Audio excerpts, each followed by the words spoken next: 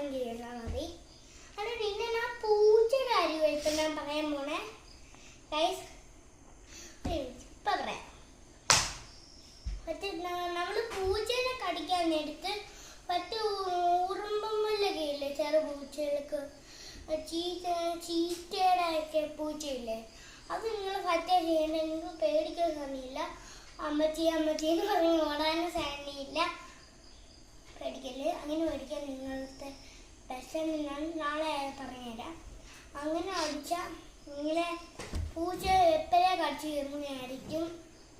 ഓടിപ്പോയ എന്നെക്കാട്ടി ഫീലായ ചീത്തയ്ക്ക് എന്നെക്കാട്ടി ഒരു ഓട്ട മത്സരം തുടങ്ങല്ലേ. നിങ്ങൾ അങ്ങനെ ഒന്നും ചെയ്യാൻ പാടില്ല. പണ്ടത്തെ അമ്മൂമ്മമാർ ചെയ്യുന്ന മറ്റേ പൂച്ചേനെ കൊല്ലാനായിരുന്നു. ഇപ്പം ഞാൻ പുതിയ വീടിലേക്ക് നിങ്ങൾക്ക് സാധിക്കാം.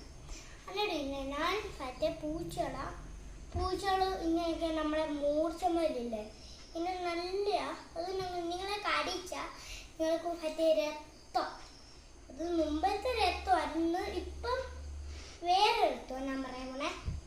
മറ്റേ നിങ്ങളുടെ രക്തം ആ പൂച്ചയുടെ ബാക്ടീരിയസ് എല്ലാം നമ്മളെ വയറ്റിലൊക്കെ പോയിട്ട് നമ്മൾ പനി പിടിച്ച അസുഖമൊക്കെ തന്നെയുണ്ട്.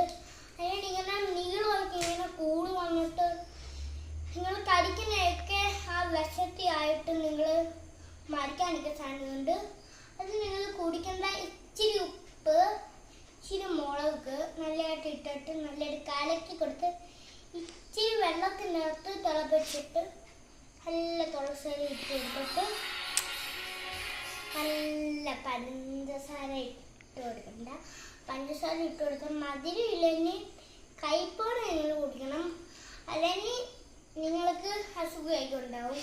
അതിൻ്റെ വിഷം കളയാൻ വേണ്ടി ഇച്ചിരി ഹണി ഒഴിച്ചു കൊടുത്ത്, സാക്കൽ ഹണി ഒഴിച്ചു കൊടുത്ത്. ഇത് ഞങ്ങളുടെ വീട്ടിൽ ഇങ്ങനെയൊക്കെ സാധനം വരാൻ സാധ്യതയുണ്ട്. എന്നിട്ട് പിന്നെ അടുത്ത വീട് ഞാൻ